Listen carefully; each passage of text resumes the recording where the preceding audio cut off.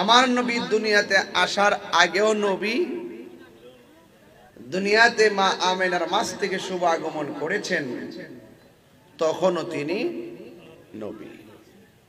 40 বছরে নবীর নবুয়ত প্রকাশ পেয়েছে, তখনও তিনি নবী। কিয়ামত পর্যন্ত আমার নবীর নবী, নবীর পরে আর কোন নবী আসবে। তাইলে বোঝা গেল আমার নবী প্রথম, আমার নবী শেষ। নবীর পরে আর কোন নবী আসবে না। আসবে? আসবে না। যুবক ভাইরা আমার, আপনাদের কাছে আমার অনুরোধ থাকবে, নবীর প্রেম যদি অন্তরে না থাকে, তার কি ঈমান আছে? জোরে বলেন, ঈমান আছে? ভাইরা আমার, একটু খেয়াল করবেন। আপনাদের কাছে আমার অনুরোধ থাকবে, আমার নবী সৃষ্টির মাঝে, নবীদের মাঝে আমার নবী প্রথম।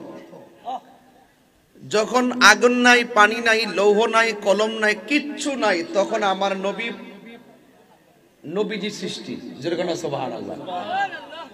এরপরে যে নবীগণকে সৃষ্টি করেছেন, ওই নবীগণের মধ্যে আমার নবী প্রথম। যেরকম সুবহানাল্লাহ। আন আবি হুরায়রা রাদিয়াল্লাহু তাআলা আনহু قال قال رسول الله صلى الله عليه وسلم كنت اول النبيين في الخلق واخرهم في البعث। রাসূল বলেন, আমি ছিলাম সৃষ্টিতে নবীগণের সর্বপ্রথম এবং প্রেরণার দিক দিয়ে আমি হইলাম নবীগণের সর্বশেষ। সুবহানাল্লাহ বলবেন না?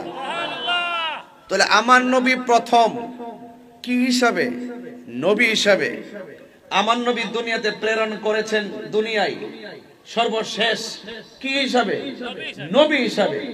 তার মানে বোঝা গেল আমার নবীকে সৃষ্টির আগে, সৃষ্টির মাঝে, সৃষ্টির পরে, নবুয়তের আগে, নবুয়তের পরে, কিয়ামতের পরে, জান্নাতে যাওয়ার আগ পর্যন্ত, এবং যতদিন আল্লাহ পাকের খোদার খোদায়িত্ব, ততদিন পর্যন্ত আমার বন্ধু নবীর স্থায়িত্ব। জোরে কোন ঠিক না বেঠে?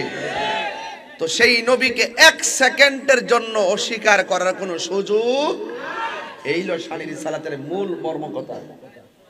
আগে নবীজিকে চিনতে হবে। কাকে চিনতে হবে? নবীজিকে চিনতে হবে। আমার যুবক ভাইরা আমার, আপনাদের কাছে আমার বেশি কিছু না, নবী পাক সাল্লাল্লাহু আলাইহি সাল্লামকে নিয়ে অনেক ধরনের ষড়যন্ত্র চলছে। ষড়যন্ত্র, নবীকে নিয়ে যারা ষড়যন্ত্র করবে তারা পেছে পড়ে যাবে। কথা কোন ঠিক না বেটি? আর নবীর পক্ষে যারা থাকবে, যারা নবীর পক্ষে থাকবে, ইহকালও তারা কল্যাণময়, দুনিয়ার থেকে বিদায় হওয়ার পরও তারা কল্যাণময়। ঠিক না বেঠিক?